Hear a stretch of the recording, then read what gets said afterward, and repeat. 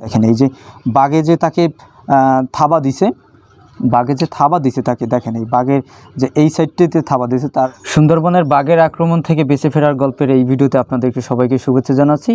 আজকে আমি চলে এসেছি বাগেরহাট জেলার শরণখোলা উপজেলার রাজাপুর গ্রামে। আমার পাশে একজন ব্যক্তি দেখতে পাচ্ছেন, তার নাম আলদ্দি ভাই।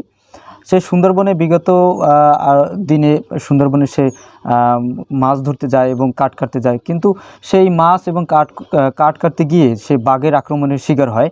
তেমনই একটি ঘটনা আমরা শুনতে পেয়েছি মানুষের কাছে। তো আমরা চলে এসেছি তার বাড়িতে। আজকে আমরা সম্পূর্ণ ঘটনাটা শুনবো, সে কিভাবে বাঘের সাথে যুদ্ধ করে বেঁচে ফেললো। তো চলুন আমরা শুনে আসি আলদ্দি ভাইয়ের কাছ থেকে সে সুন্দরবনে বাঘের সাথে যুদ্ধ করে কিভাবে বেঁচে ফেললো। আমি হলে সুন্দরবনে মেলা হচ্ছি, ধরেন বৃহস্পতিবার দিনগত রাত্রে, শুক্রবার ধরেন পোতে নাও বাইছি, বাইয়া অরমাল যাইয়া নাও রাখছি, অরমাল নাও রাখিয়া ওই কুবু ফুসে গেছি। এই অফিসারের লাগে দেখা হইয়া অফিসারে কলে কি যে হ্যান্ডে পারো তোমরা হ্যান্ডে মাল কাটো। কি মাল আপনারা কি কাট? ওই আমর কাঠ, আমর কাট কাটতে, আমরের, হ্যাঁ পাশ ছাড়ছে, সেই পাশ কাটতে গেছি। আচ্ছা আচ্ছা। যাইয়া নাও লাগা রাখিয়া পাড়াটা দিয়া শনিবার দিনগত রাত গেছে, রবিবার যাইয়া কাজে উঠছি। কাজ করছি, সারা দিন কাজ করছি। 8 জন লোক, আমরা 8 জন লোক, এই 8 জন লোকে মানে কাজ করছি সারা দুহর। আল্লাহ এক জায়গায় কাজ করছি। আর তাহলে 7 জন গেছে গেল, ওই বহু দূরে গেছে। সুন্দরবনে কোন জায়গাটা? ওই জায়গার নাম অরমাল। ওরা কি ভাড়া নি জানি, একটা কেওড়া ভাড়া নি কি জানি।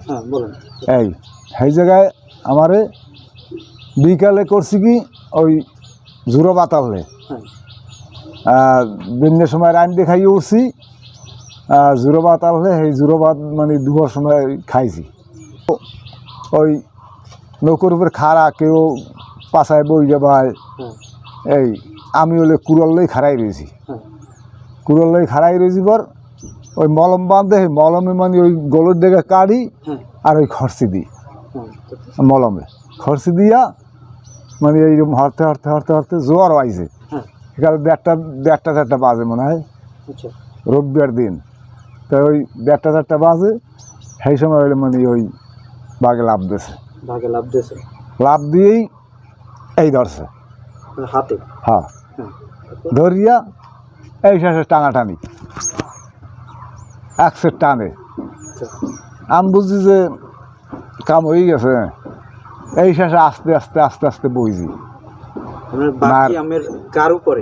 হ্যাঁ, এই এর উপরে, ওই হাতের উপর, হয় এই এর উপরে।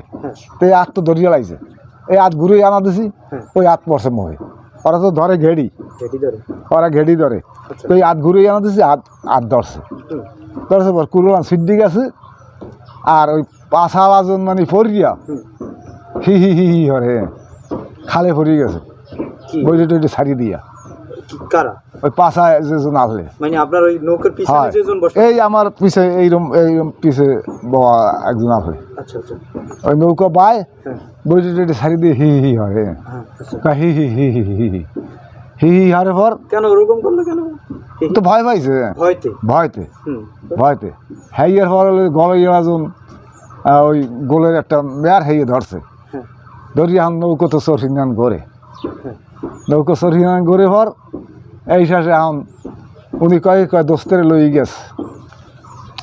আমি কই দোস্ত, আমার নেতা না আপনার ইয়ে কোপ দেন, হিয়ালের কোপ দেন। ইয়া ওইরকম কত মিনিট প্রায় 5-7 মিনিট দাবি করছে।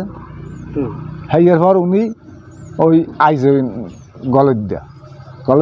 গলত দেয় মানে উনি ওই কোপ দিছে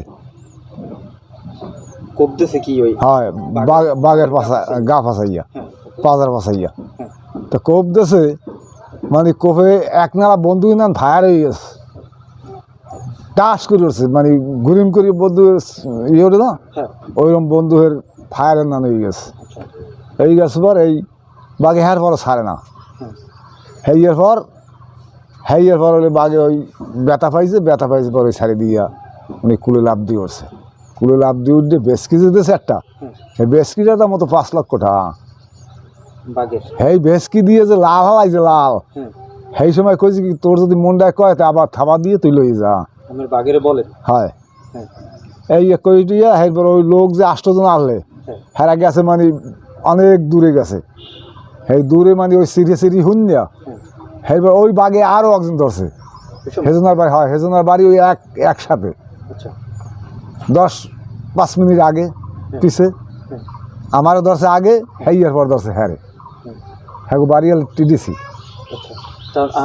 তারপর বলেন আপনার এই এখন ওই আমার তো ডিঙ্গি লইয়া আইছে, আইয়া ওই বড় নাও ছাড়িয়া ওই ফরেস্টারের দ্বারে মানে ওই বোর্ডের দ্বারে যায় নৌকো বড় নৌকো লইয়া যে এই দেখেন আমার মানুষ অ্যাক্সিডেন্ট করছে।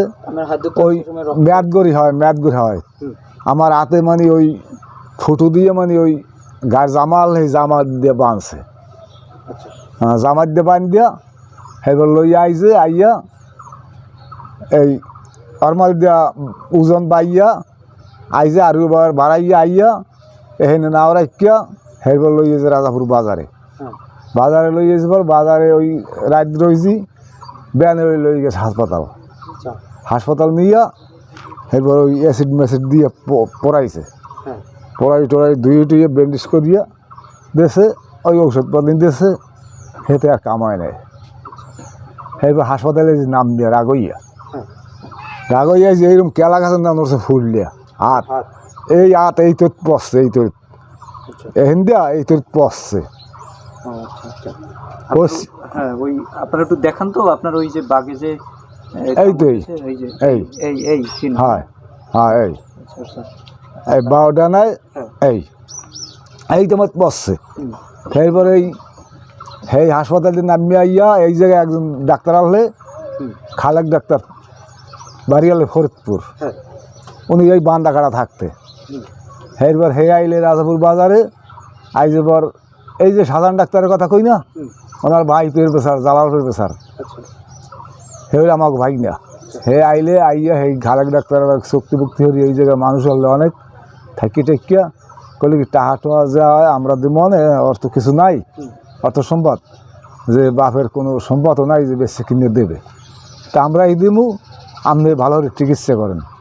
6,000-7,000 না 8,000 টাকা চুক্তি নিলে, চুক্তি নিয়ে এই শেষে মানে হে চিকিৎসা করলে হে বাড়ি যাইতাম আইতাম ওই মানে আড্ডি যাইতাম আর আইতাম। আমরা একটু বলেন আপনারা এই যে এখন যে বাঘে যে আপনাদের থাবায় এখানে কি ব্যথা করে এখনো ওইরকম ফুল ওড়ে মাঝে ফুল একটু কাম বিষ এখন হয় একটু কাম কাজ করলে মানে ফলে এই দেখেন এখনো ফুল এখনো ফুল।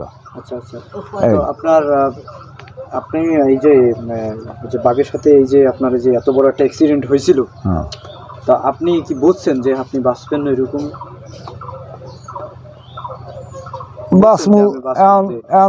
যখন আপনার এই যে যখন ধরছে যখন বাঘ ধরছে যখন আপনার বাঘের ওই হাত যখন আপনার ওই হাতের উপরে পড়ছে তখন কি আপনি বুঝছেন যে আপনি বাইসে ফিরবেন? না, আল্লাহ বাঁচাই রাখছে, আল্লাহ বাঁচাই রাখছে। আর ওই যে গলইয়ালা জন উনি যে কুড়ালটা কোপ দিয়েছে ওনার সহযোগিতা ইনশাল্লাহ আল্লাহ বাঁচাই রাখছে। যদি কোপ না দিত আর বাঘের তাহলে আপনার খাইয়ে ফেলাই তো। আপনি এখনো কি সুন্দরবনে যান? না, আমি সুন্দরবন যাই না। আর সুন্দরবনে যান না? সুন্দরবন থেকে ওই সুন্দরবন ছাড়ছেন এখন থেকে কত বছর আগে? ধরেন 30 বছর। আর ওই যে যখন আপনার বাঘে যখন থাবা দিয়েছিল তখন এখন থেকে কত বছর আগে? ধরেন 35 বছর আগে। এরপর গেছি, এরপর 5-6 বছর গেছি ভিতরে, এরপর যাই না। আমরা শুনছিলাম যে এই যে আলাউদ্দিন ভাই সুন্দরবনে বাঘের সাথে আজ থেকে 30 বছর আগে সে সুন্দরবনের বাঘের সাথে যুদ্ধ করে বেঁচে ফিরছে। আপনারা আসলে ঘটনাটি শুনছেন, তার শুনতে ভালো লাগলেও আসলে তার যে জায়গার থেকে তার কাছে অনেক খারাপ লাগছে, কিন্তু আমাদের কাছে শুনে ভালো লাগছে এবং খারাপ লাগছে। কিন্তু সুন্দরবনে যারা এই মাছ ধরতে যায়, কাঠ কাটতে যায়, আসলে আমাদের এই উপজেলার যারা বিগত আরও আগে যারা এই মাছ ধরতে গেছে তারা এই বাঘের আক্রমণের শিকার হয়েছে এবং বাঘের সাথে যুদ্ধ করে মৃত অবস্থায়ও সুন্দরবন থেকে মানুষ আনা হয়েছে। তো তেমনই আমরা একটা ঘটনা শুনছিলাম। আসলে আমরা একটু তার যে বাঘে যে তাকে আক্রমণ করছে আমরা একটু দেখাই তার হাতের কি অবস্থা। দেখেন এই যে বাঘে যে তাকে থাবা দিছে, বাঘে যে থাবা দিছে তাকে দেখেন, এই বাঘের যে এই সাইডটিতে থাবা দিছে তার মূলত বাঘ বা মানুষের যে এই যে ঘেরি থাকে এটাকে বলা হয় যে মগজের সবসময়ের জন্য তারা বাঘ আক্রমণ করে থাকে, কিন্তু তাকে হাতে কামড় দিছে বাঘে। দেখেন এখনও কিন্তু জায়গাটা রয়ে গেছে। যদি আপনাদের এই গল্পটি ভালো লাগে এবং তার জন্য সবাই দোয়া করবেন, সে যেন তার কিন্তু এখনও মাঝে মাঝে এই হাতে কিন্তু ব্যথা জাগে এবং ব্যথা জেগে মনে করেন এই হাতটা ফুলে যায়, এখনও কিন্তু তার হাতটা ফোলা রয়েছে। তো আপনারা সবাই দোয়া করবেন তার জন্য যেন আল্লাহ তাআলা তাকে সুস্থতা দান করে।